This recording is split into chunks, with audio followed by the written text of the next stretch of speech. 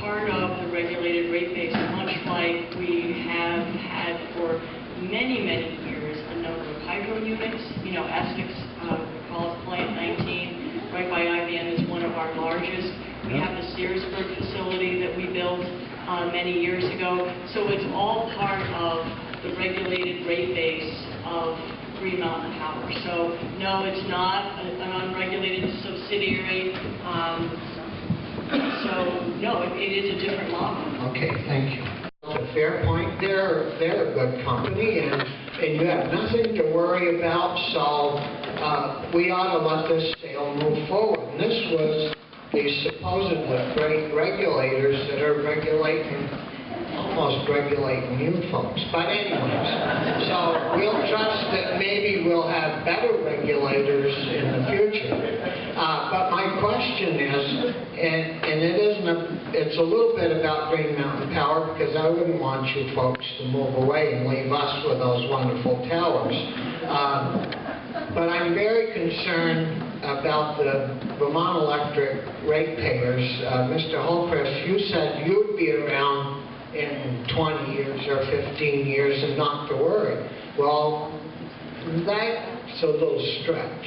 But I do know one thing. Most of the people in this room will be around in 10 or 15 or 20 years, or their heirs will be here, and they will be picking up the tab if you mess up.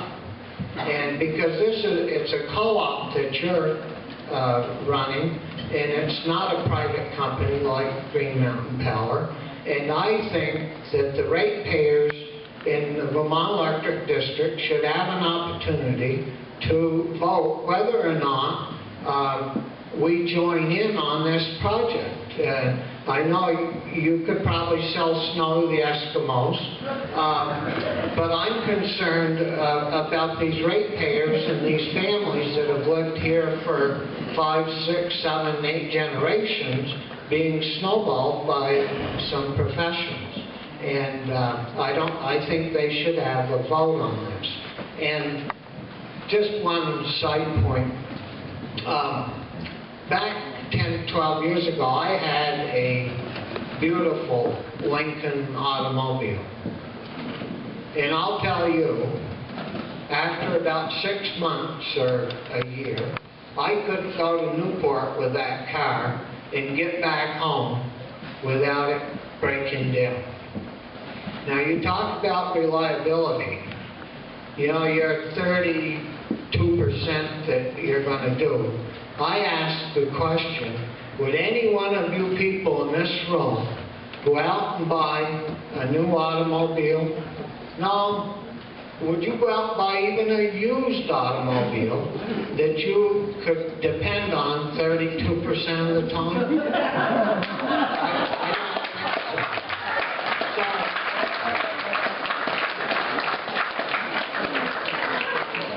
So with that, I want to wish you well, but I think your members should get a vote on this. Thank you.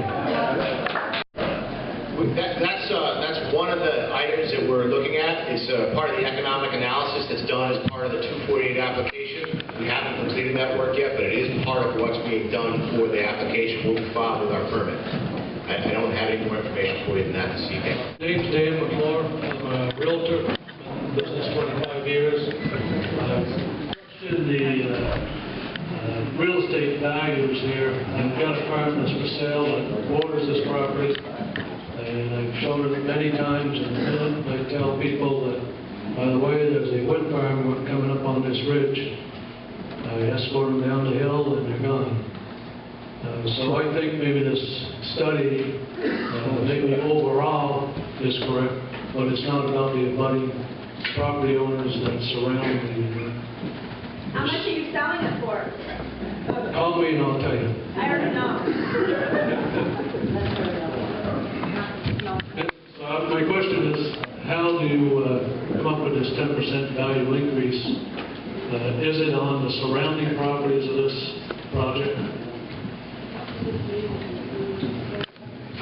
That's based on a study that was done over in Tug Hill in New York. It's a direct quote from the realtor that we spoke with over there. I'd be happy to provide the information to you if you'd like to follow up with him and have a discussion about how the property values there were affected and how they did the report. As I understand, you said that this project, this ridge line starts at the Lowell-Eden line, is that correct? And then it goes essentially northeast along the ridge line for 3.2 miles. Can you speak in terms of range lines? So we start with range 1. A range in Lowell is 1,600 feet wide. How many range lines, I understand you can't divulge the names of the owners, but where is the farthest northeast range line, the range that's impacted? I believe 6. I can tell you that it's south of the Bailey-Hazen Trail. Well, that would be 13. Lot 10, range 3. If Oh, as the far range, as it that's goes. the lot, sorry. So that would only be range, I think you got yourself turned around the wrong way. The lots run up and down the ridge. The lots run up and down the ridge, the range runs along. Range 3 is the one along the top of the ridge, and they're looking at from along range 3 now. The ridge goes diagonally, so it may go down into range 4, down by the range. No, I think you're confused. Right, the farthest. The ranges go the other way. The ranges, my property is in range 12 and range 11 as far as the Dyer Gun, who I represent, is concerned.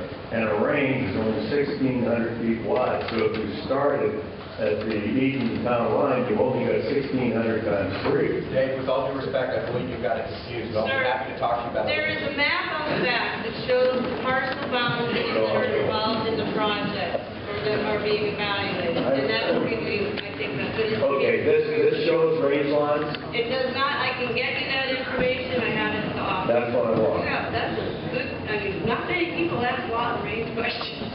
That's a good one, I get it.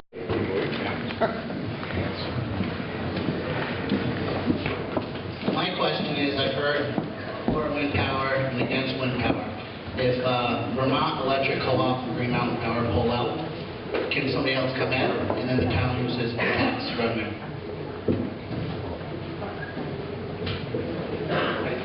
I think if Green Mountain Power and BEC pull out, I doubt anybody else will really want to come in.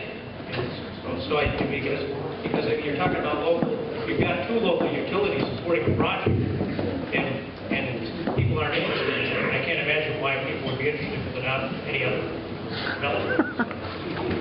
Just before this meeting started, a neighbor of ours gave us this picture. I'm sure you can't all see it, but she looks at it every day. We all do in Albany. It's a little bit nicer than that when you've got stuff up there. My question is about the pollution credits that you are able to sell to the polluters. Does everyone hear her? No. Speak louder, please.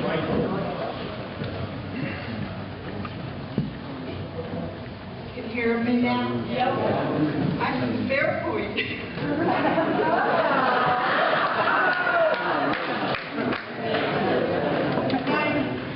I live in Crestway Common, and I'm not quite sure whether I'm going to see the lights or not. But my question is, the federal government, I understand, allows you to sell the green tax credits to polluters. And that can be anywhere in the world that you can sell these credits, and you can sell them to those coal plants out in the West. Do you intend to use the income from those tax credits to lessen the cost of the power you generate and sell to Vermont customers? Yeah, there's actually 2 types of credits. There's a renewable energy credit for carbon-free, and in the federal government, we don't have a carbon tax or a carbon cap and trade, but that's being discussed as we speak. The one thing that since you're a cooperative and Green Mountain Power is selling this at cost, any renewable energy credits or carbon credits will drive the cost of your power down.